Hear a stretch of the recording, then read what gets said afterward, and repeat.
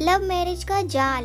बेहद सुंदर सजा हुआ रूम, उसमें लगी अलग अलग टिमटिमाती एलईडी बल्ब और कई सारी कैंडल की रोशनी, ऊपर से रात का पूरा दिखाई देता पूर्णिमा का चांद। ये सारी चीजें सपना को मदहोश किए जा रही थीं।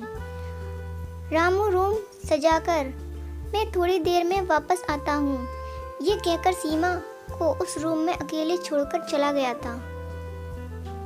सीमा जो रामू से इतना प्यार करती थी कि उसके लिए उसने एक बार कहने से ही अपना घर छोड़कर उसके साथ आ गई थी।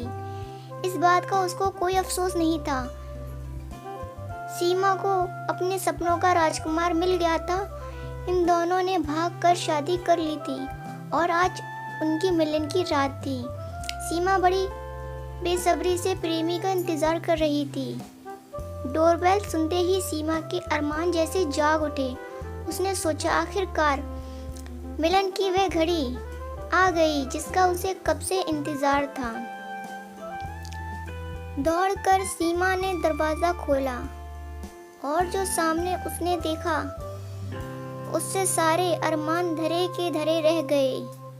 दरवाजे पर रामू खड़ा था, लेकिन अकेला नहीं था।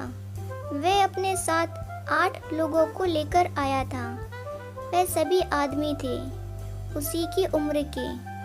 उन्हें देखकर सीमा ने रामू की तरफ सवालिया नजरों से देखा, जैसे पूछ रही हो ये क्या मजाक है। रामू सीमा की ओर बढ़ा और उसे अपने आलिंगन में भर लिया और बोला, डरो मत मेरी जान, ये सब अपने ही आदमी हैं। रामू सबको रूम के अंदर लेकर गया। सीमा सबको पानी देने गई तब सब उसको छेड़ने लगे, जिसका वह विरोध करने लगी और उसे ये देखकर बहुत आश्चर्य हुआ कि रामू कुछ भी नहीं बोल रहा था।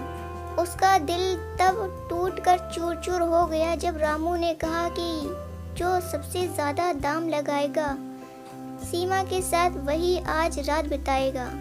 सीमा को अब समझ में आ गया था कि रामू उसके साथ जिंदगी बिताने के लिए नहीं, बल्कि उसे बेचकर उसकी इज्जत मिट्टी में मिलाने के लिए यहाँ लेकर आया था।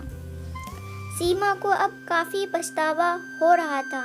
उसे ये सोचकर और ज्यादा रोना आ रहा था कि काश उसने अपने बाबा की बात मान ली होती, जो पहले से इस प्यार के खिलाफ थे। वो उसे काफी समझाते आ रहे थे कि उन्हें रामू अच्छा लड़का नजर नहीं आता, लेकिन सीमा ने उनकी एक ना सुनी थी। रामू के पैसों की बात पर उसके साथ आए लोगों ने बंदूक निकालकर उसी पर निशाना लगा दिया और बोले, पैसे तो नहीं, लेकिन सीमा के बदले तुम्हें मौत जरूर देंगे। रामू ऊपर से नीचे तक कांप गया था और वहीं पर पत्थर की मूरत बन खड़ा हुआ। सभी लोग सीमा की ओर बढ़े उसका दामन दागदार करने के लिए। सीमा सोच रही थी उसके साथ कुछ भी गलत हो, इससे अच्छा उसको मौत आ जाए। जैसे जैसे लोग उसके करीब बढ़ते जा रहे थे, सीमा और भी ज्यादा डरती जा रही थी।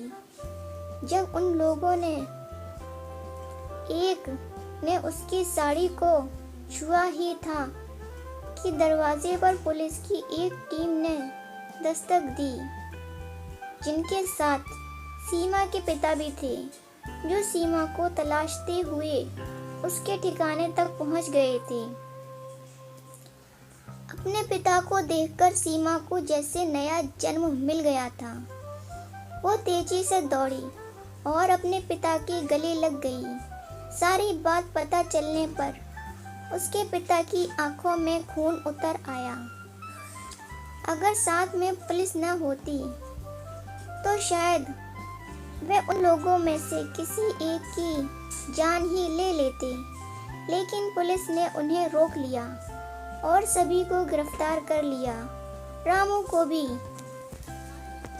दोस्तों, हम प्यार के खिलाफ नहीं हैं, लेकिन आज के ज़माने में जो जिंदगी में या फिल्मी कहानियों को देखकर जिस तरह का प्यार युवा युवती करते हैं बिना सोचे समझे उसके खिलाफ हैं। अपने माता पिता और परिवार को दुखी करके कोई भी प्यार कभी सफल हो ही नहीं सकता। बिना एक दूसरे का नेचर पहचाने बस महज